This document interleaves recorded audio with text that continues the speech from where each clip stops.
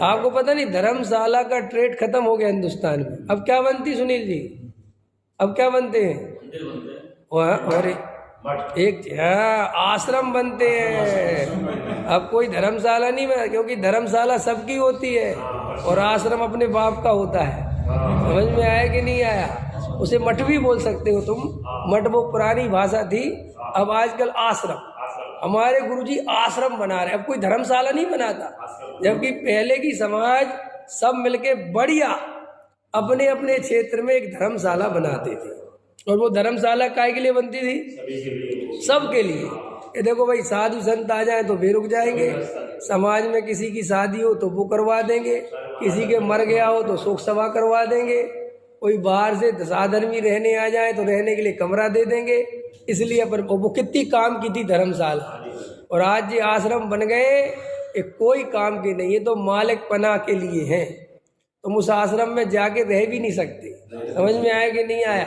वे मठाधीश बन के बैठे हुए हैं, दुनिया भर के उल्टे सीधे चार्ज रख रखे हैं, ले आओ, पर्सनल है, मालिक है। मान के चलो तुम गए और इतने में उनका जानने वाला आ गया तो तुम्हें हटा दिया, जानूंगा मैं। हाँ, दूसरा नहीं रह सकता, बोलो। हाँ, और पहले ऐसे बनते थे कि कोई भी आके रहो।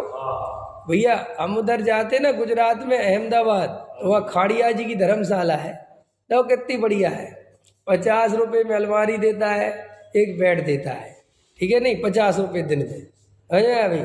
और 50 रुपये 70 रुपये दिन में खाना देता है, शुद्ध खाना, बढ़िया जैन। अब लोग आते हैं, अपने व्यापारी सब रुकते, तो ये धर्मशाला का तो बहुत उपयोग था, समझ में। और ये आजकल सबको अपने अपने आश्रम बनाने की लगी है, दौड़ लगी है, रेस लगी है। अधिकतर साधु संत, अधिकतर ब्रह्मचारी अपनी अपनी जगह पे कब्जा कर रहे हैं कि क्या पता समाज वालों ने रोटी दी कि नहीं, भरोसा है ही नहीं। क्योंकि जब गायक पे भरोसा नहीं है तो समाज पे भरोसा कैसे करेंगे? समझ में? गायक नहीं, देखो जिसे अपने पुण्य पे भरोसा होता है वो आश्रम नहीं बनाता। जिसे पुण्य पे भरोसा नहीं होता, क्योंकि वो पक्के में मिथ्या दृष्टि है, इसलिए वो आश्रम बनाए बिना रहता नहीं। उस जैसे अपन घर बना लेते ना अपना, है कि नहीं? क्योंकि अपन जानते भैया समाज थोड़ी रोटी दे देगी, अपन ने बीवी बच्चे रखे तो भैया अपन को ही घर बनाना पड़ेगा। ऐसे ही त्याग व्रत तो ले लेता है, लेकिन अंदर से कोई तत्व की श्रद्धा नहीं होती। सो वो बाहर में ऊंचा धर्म धारण करता है और अंदर में भाव, अंदर में अभिप्राय बिल्कुल खोटा, बिल्कुल नीचा रहता है। इसलिए वो प्रवृत्ति में कहीं ना कहीं दिख जाता है, क्योंकि अभिप्राय कितने ही छुपाओ। समझ में आया? किसी आदमी ने कहा है, किसी लेखक ने, नाम तो याद नहीं, कि यदि किसी व्यक्ति का व्यक्तित्व जानना हो तो उसके बारे में पुस्तकों में क्या लिखा है उससे पढ़ के मत जानना, कि क्योंकि वो तो उसमें बढ़िया ही बढ़िया लिखा है।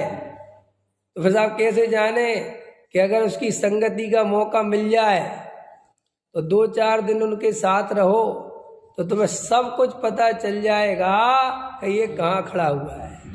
किसी व्यक्ति से अपन आधा घंटा बात करो ना, आधा घंटा मैं बहुत बोल रहा हूँ, अगर तुम्हारी तीक्ष्ण बुद्धि हो और तुम काफ़ी समझदार हो तो तुम किसी व्यक्ति से 15 मिनट 10 मिनट बात करो तो तुम 10 मिनट में बता दोगे ये आदमी कहाँ पे है, क्योंकि उसकी बातों में उसका अभिप्राय आए बिना।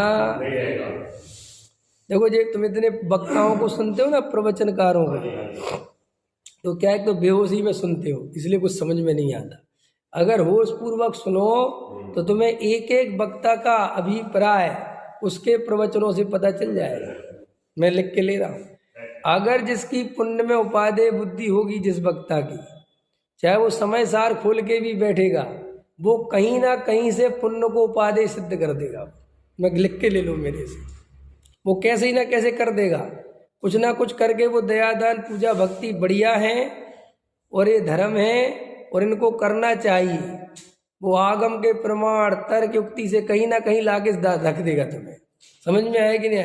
और जो सम्यक दृष्टि होगा वो रत्नकंड श्राव का चौर खोल के भी बैठेगा, समझ में आया, और वहाँ पुण्य की चर्चा चल रही होगी तो भी कहेगा व्यवहार न से है, ये श्रद्धान करने योग्य नहीं है, ऐसा वस्तु का स्वरूप नहीं है।